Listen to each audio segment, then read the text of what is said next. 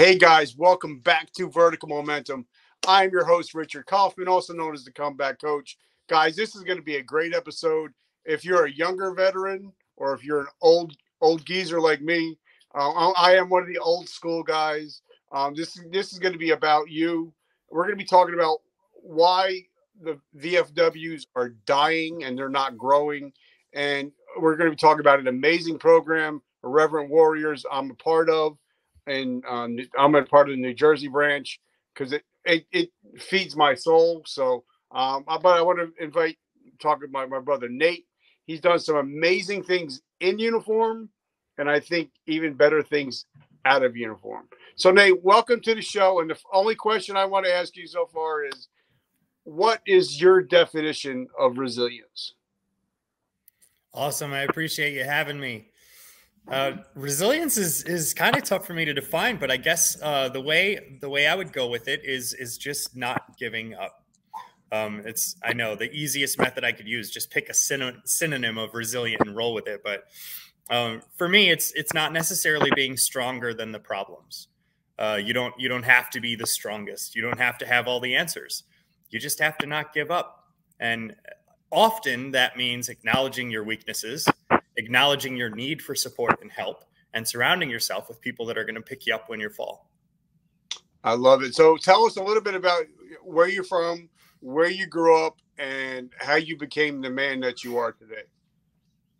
Sure. Yeah, I grew up in Wisconsin, have a large family, graduated early, had to get away from the cold, went to Texas to go to school, and then did a number of things, went to law enforcement academy, was a dive instructor for a little while, and then ended up back in Wisconsin in the DEP program, getting ready to join the Marine Corps.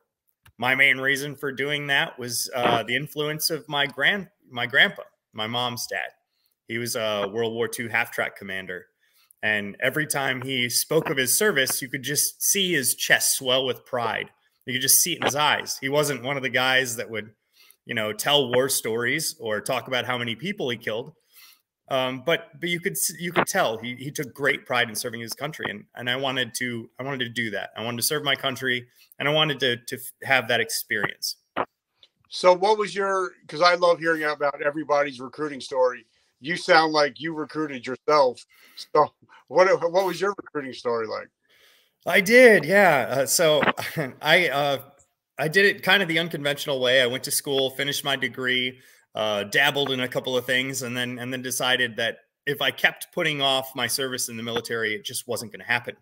And I wasn't willing to get to that point in my life and look back and say, I wish I'd served. So I did. But I didn't really have a plan when I first headed into it. I knew that I wanted to do something impactful. I knew I wanted to be involved in tactical situations. I didn't want to be full-blown strategic, but I didn't even know which branch of the service I was going to join. We went to the next town over, Baraboo, Wisconsin, and they had a little tiny strip mall with all of their recruiters right in a row. So they had Army, Navy, Marine Corps, Air Force, just right next to each other. So I went shopping, I guess. I went to the first one, heard their spiel, went to the second one, and it was a very interesting experience. I had everybody pitching for me, and it might have been a very unique experience, or an experience that was unique to me. But when I got to the Marine Corps recruiter and walked through the door, they were almost dismissive, and I was weirded out by that. I was like, what the heck? I just had 4 other recruiters tell me how much I needed to join their service. And these guys were saying, well, why do you want to join the Marine Corps? Tell us about it. Why do you want to join the Marine Corps? I was like, well, you're supposed to tell me that. Like, sell me on the Marine Corps. And it didn't happen. That recruiter, his method was, I take great pride in my Corps, and I want you to want to be a Marine. If you don't want to be a Marine, go ahead, walk out. And I'm sure he was a great salesman, and he knew he was the type of guy he was talking to and pitched appropriately. But that stuck with me. I got home and shared that experience with my parents, and they were like, well, that doesn't make any sense. You want to go with the service that almost ushered you out the door. That was like, are you sure you want this, man? And I was like, yep, 100%. I want to be a Marine. So now, did you go enlisted side or did you go officer side? I went enlisted side. I would say that I had heard a lot of rumors, rumant as we call it, that officers don't get to do much, and I wanted to do much. So I know that's not exactly true depending on the officer and their position, but that was my thought. So what job did you choose and why? I ended up going with 2621, which is intelligence ground warfare. And I did a number of things while I was in the Marine Corps. My whole intent there was I wanted to do something in special operations, but I didn't want to go the 0311 route. I didn't want to be a door kicker right off the bat and not get any sustainable skills, not roll through with the clearance. I wanted that tactical experience, but I wanted a technical experience as well. So that was kind of why I ended up getting into that. And it was an extremely fulfilling career. It was confusing right at the start because my recruiter didn't know what my MOS was. I got to my A school before I really figured out what I was going to be doing in the Marine Corps. I had, general idea, but really no concept. So then ended up going from my A school to Fort Meade, Maryland, and worked with special projects for my entire career. Now, eventually, I'm sure you got deployed and you had some fun. You did some stuff, which we don't really talk about here because that's not really important. How many years did you end up doing total? I got out right at my first enlistment, which was for 5 years. All right. Now, you seem like a guy that is a very cerebral kind of guy, which very technical, very mindful, plans everything out to the nth degree. So when a lot of people get out of the military, like for me, I got hurt on duty. So I wasn't planning on getting out. But if you can't see, you can't shoot. So we don't need you. And they medically deployed, they medically got me out. So what was your mindset in getting out? And did you have a plan 12 to 18 months prior to getting out? If you would have asked me all the way through my first 4 years in the Marine Corps, what my plan was, I would have told you that I'm going to get out and go back into my education, figure out what my degree program was going to be, and probably work as a contractor in the meantime. That last year, I started feeling like I was losing my ability to control my trajectory in the military, in the Marine Corps specifically, meaning I felt like I wasn't going to have that choice. I'd been banged up a little bit. And then in 2011, I was in Afghanistan.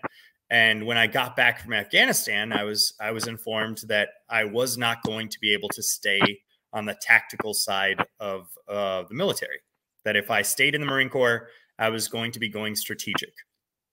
I wasn't going to be deploying. I wasn't going to be able to do my operational job.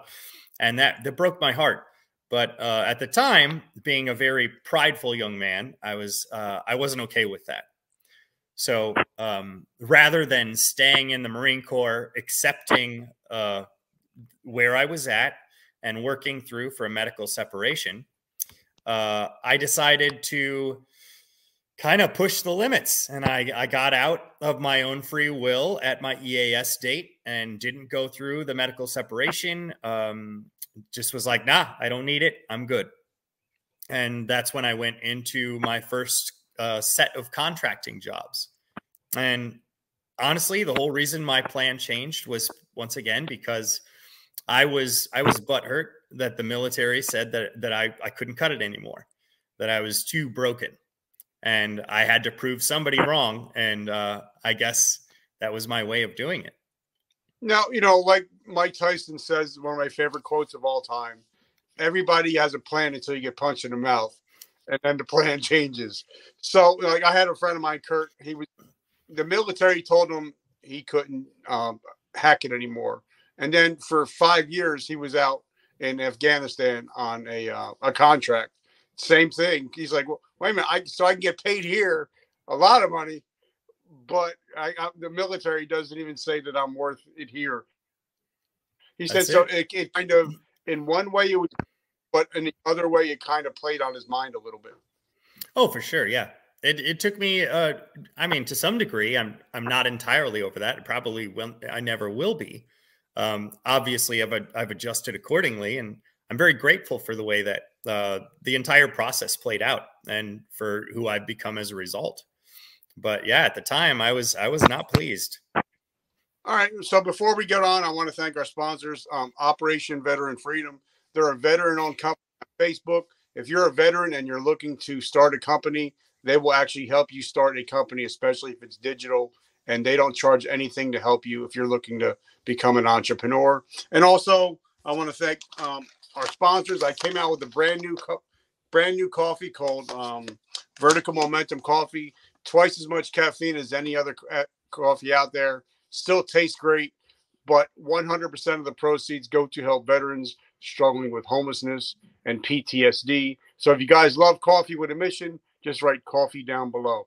So talk to us, because, you know, what was it like becoming once you get out of, doing contracting work and military work, what was it like putting the weapons down, and then you're looking around and be like, oh shit, what do I do now?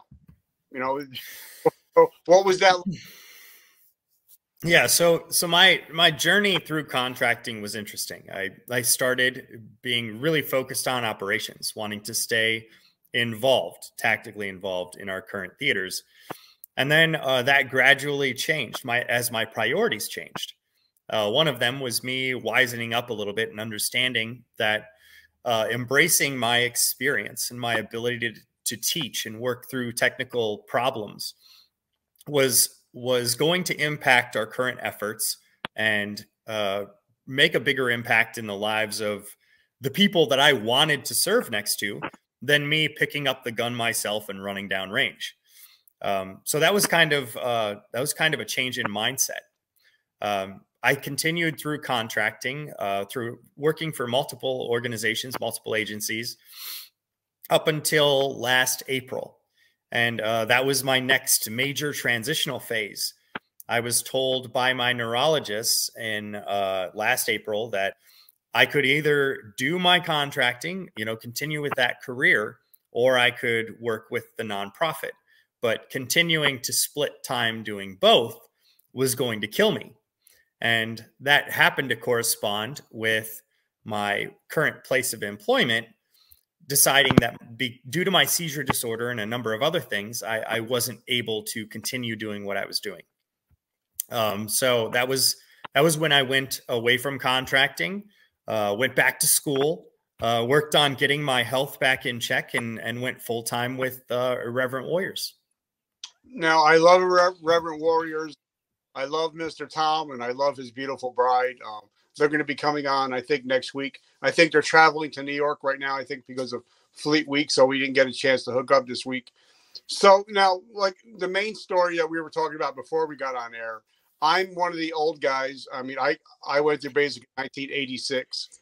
So I'm like... It's my birth year. Oh, shut up. We got to go. Yeah, we got to go. Nice talking to you. But, I went in when I was 17, and when I retired out, I was that old guy. But, I never got, I joined AMVETS, which I'm a lifetime member, all that stuff. And then I went one day and I sat and looked around and I felt, I don't belong here. I don't fit in. This is not for me. Yeah. And I've talked to a lot of people, especially on the Irreverent Warriors or any other younger guys or girls coming out, global war on terror. That, initially they joined the VFW because that's what you're supposed to do. And then when they get there, they just don't feel like it's their home. They feel like they're invading. And a lot of times you'll get a lot of the old crusty guys. Well, the military, back when I was in the military, and they don't feel like they're welcome. So talk to us about, because I know you love the VFW. You have a very great standing because you guys work together. But why are people, newer veterans, not staying or joining the VFW or AMVETS? Well, when it comes down to it, my opinion is that every VSO has their own mission, right? And more often than not, the way that they operate was predicated on the veterans they originally served. And that's my opinion of the VFW. The VFW, and obviously can't be generalized to be a completely blanket statement. A lot of these locations operate differently, but in general, the reason why the VFWs are seen as these clubhouses where a bunch of the older style veterans just hang out and discuss war stories, and the fact that younger veterans don't feel comfortable is because those places were developed and continue to serve a different generation of veteran. I think often when a younger veteran walks in, and this is my personal experience, I've walked in multiple VFWs, 2 different locations that I was going to make that VFW my home VFW. And everyone was nice. They were kind. But like you said, it didn't feel like home. It wasn't the culture that I was looking for. It wasn't the engagement that I was looking for. And as soon as I began discussing what I would like to see out of a VFW, where I would like to see those locations go, it was met with almost instant resistance. I could almost sense that, and this was just a feeling, that they were afraid to change because they were afraid of losing what they had. They were comfortable with the way the VFW was. They had some ownership in what it was doing and how it was working, and they didn't want that messed up by the younger guy or the next generation. Well, and I agree, because they sat down and they talked to me, and they're like, well, what do you think how can we draw the younger crowds in? And I'm like, some of the best times that when I was deployed was 8 of us just sitting around with 4 Xboxes playing Halo or playing Madden, and then when I started talking to them about stuff like that, their eyes just glazed over. And they're like, no, we can't do that here. We just have the football game on and everybody gets plastered watching the game. And I'm like, it's not, for me, it's kind of like, and a friend of mine just put out a post today on Facebook that some of the best meals were sitting around the top of a Humvee, just shooting the shit and talking and hanging out, and and having fire pits and stuff like that. And I think that's where you guys, as Irreverent Warrior, I think that's where you guys make the difference, where you kind of bring it back to family again. You know what I mean? Yeah, it is. What we're doing is very unique. Once again, when I got involved initially with the Irreverent Warriors, I was just trying to help out with the local event in Fayetteville, North Carolina. And I saw it as an event. The mission was already incredibly important to me. I lost a number of guys to mental health and suicide problems while I was in the Marine Corps and while I was in contracting.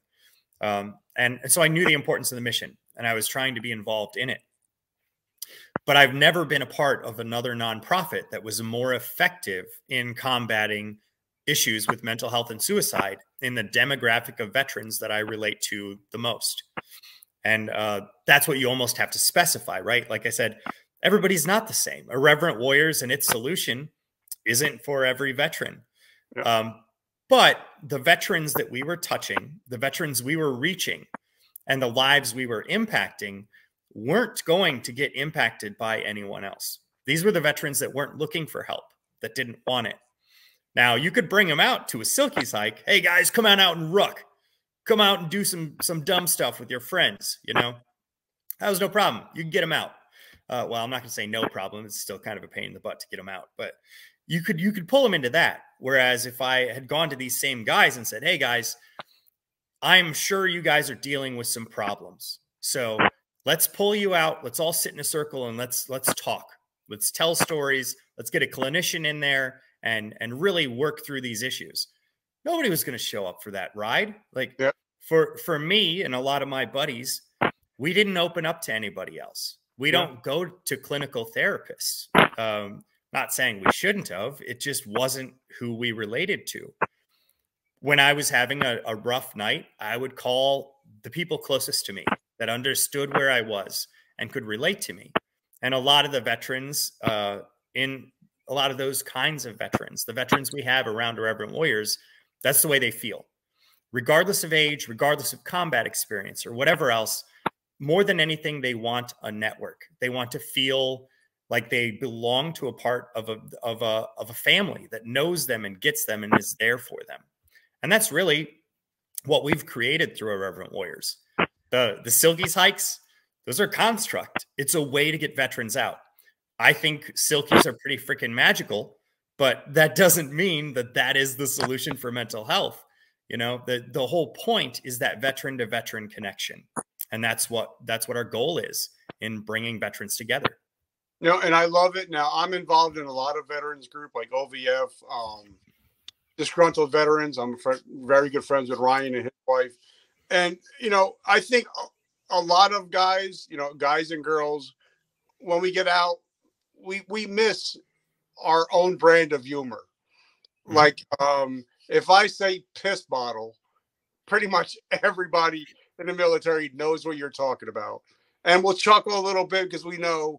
But if you say it to a civilian, they're like, I don't get it. You know? So one thing I love about Irreverent Warriors is, and I want you to explain the name of what it means, but a lot of it is we go back to sometimes being a little bit crude, being a little bit off center. And I think we kind of miss that we don't get in the civilian world, correct? Absolutely. Yep. And we've gotten a lot of, I'm not going to say a lot. We've gotten some people that didn't understand why our events, specifically the Silkies hikes, are focused on the veteran. They are veteran and military only events. And the whole point is kind of exactly what you were saying. If we have an exclusively veteran and military event, people can open up in a way that they feel comfortable. They can share, tell a dark joke, tell a sick story and laugh about it and not worry about who they're offending or who's going to look at them with terror in their eyes. Like, people can just be themselves. And that element, having an atmosphere where people feel comfortable to just share and be themselves, it's unique to Irreverent Warriors. I've never been a part of another organization where I had that same experience. And yeah, the whole organization is predicated on the idea that irreverence is often a thing that veterans understand. They get, you know, we have a lot of people that will share Irreverent Warriors with them, and they're like, what is irreverent? And that definition is just not treating something with respect, with this attitude of quiet, sober, like, seriousness. Irreverence is the inability to take things seriously the way other people would. And for us, that's not, we don't respect people or we don't respect other veterans. It's we don't sit there and cry about suicide. We won't sit in a circle and quietly discuss in reverent tones how we are going to move forward. We kind of embrace that mentality we've always had. You know, you get hit, rather than taking a knee and being out of the fight, you tell a sick joke and keep rolling. You laugh about it and you keep rolling. But your whole mentality is about trying to find the positives, looking for the light in the darkness, trying to move forward. It's not that you want to bury yourself in the darkness. It's that you don't have time or bandwidth to sit there and dwell on the shit. And, you know, one thing I love that, you know, like I said, I'm part of the New Jersey chapter. I'm a newbie. I've only been there a couple months, so I'm still learning my way around. But I like the way I can say, listen, guys, you know, I'm having a problem.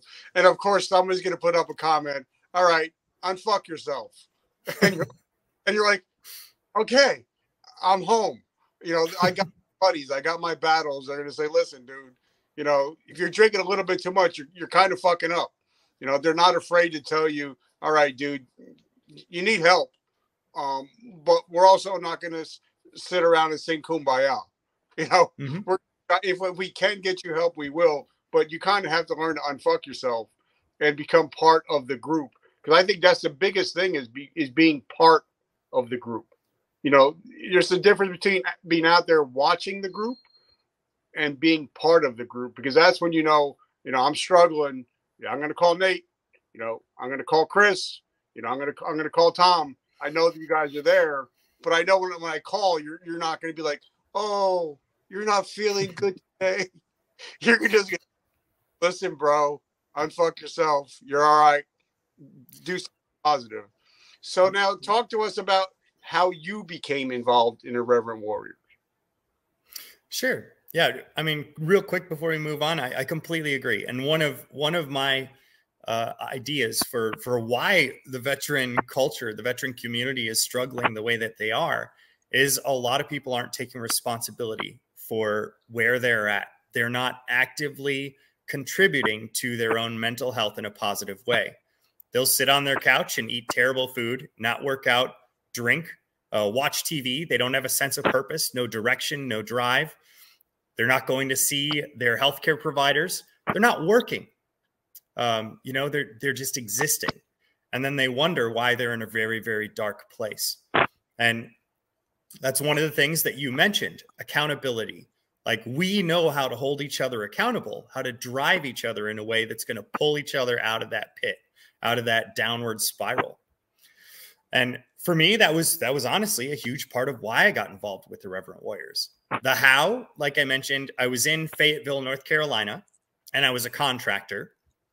I had just gotten out of the military, gone through a divorce, and I was more alone than I've ever been in my life. And it was much of that was because a lot of people talk about, well, you're no longer a veteran, right? You're now a civilian, and they expect that you're going to change your entire mentality, when you will always be a veteran. Your experience in the military, no matter what it was, it has changed you forever. Not for the worst. It doesn't mean that you're a worse person or that experience is going to negatively impact you, but it has impacted you. And for me, I had a different mentality. I had different desires, different passions, different struggles. And my circle, my network was non-existent, because I had transitioned from my unit, my guys, that deployment tempo, to trying to figure out what the next step was. So I found out about this event, and I was like, that's something I can help with. But I still thought it was just a ruck march around Fayetteville. So that's the whole mentality I had going into the event. And then I watched people that had barely met each other, didn't know anyone in that formation. 2 miles into the ruck march, they're telling their story. They're crying on each other's shoulders. They're telling those dark jokes we were talking about. But they're more importantly than anything, they were opening up with each other and connecting in a way that they hadn't been allowed to do in years. And that was fantastic to see. That's when I really grasped the purpose behind these Silkies hikes, behind the organization. So we finished that event. It went really well. I definitely had an eye-opening experience there. And then I met with Cindy, who at the time was the national hike coordinator, the national hike director, and Donnie O'Malley, Danny Maher, who is the founder of Irreverent Warriors. And they mentioned that they would like me to do more with the organization. And I quickly said, no, absolutely not. I wanted to, but I didn't have time. It wasn't a priority yet. And I had contracting to do. So I was resistant to really getting more involved than I already was. But I found myself going to more and more events. I found myself almost addicted to these hikes. And I found myself really trying to drive a healthy culture through the veteran community, and more specifically through the IW community. And as I talked to Cindy and I picked her brain and talked to the other leaders in the organization, I found out that's where the organization was trying to go. They weren't trying to stay with how the events originated. They weren't trying to exist or dwell where they were at. They were trying to look for a way to drive a healthy culture, to improve the lives of the veterans and the veteran community that needed them the most. And that's when it stuck with me. Just like I was talking about with contracting, where can I make my greatest impact? Is it, these other organizations that I'm not going to name because people will think I'm talking crap about them, or is it Irreverent Warriors? And for me, Irreverent Warriors was where I could make the biggest impact in the veterans that, in my mind, needed a positive impact the most. All right, so now I have a question, because yeah, before I joined, I'm like, okay, you know, I'm 53 years old, pre-diabetic, 30 pounds, 40 pounds overweight, and I'm like, there's no way I'm gonna be able to do all these hikes. And for me, it kept me back for a couple months. But then I realized, you know, it's for everybody. It's for that you guys will meet you where the person is. So please talk about, you know, if somebody's out there, they're like, well, maybe I can't do these hikes up these mountains. You know, maybe I'm a little overweight, or, you know, maybe have some medical issues. Tell them, you know, how can they get involved? Absolutely. Like you mentioned, and it was a perfect way to put it. We try to meet veterans where they're at. Doesn't mean we're going to let you stay there, but we're going to meet you there. You know, you see those old images of people getting down on their knees and helping each other out of the pit, you know, getting into that pit for a second if you have to make that impact. But it's the same thing with the fitness levels. I mean, we have everybody from the hard chargers that aren't even old enough to drink yet, just went through basic training, to our veterans that are 85 years old. I think 86 was the oldest veteran at Atlantic Beach, the hike we just had there.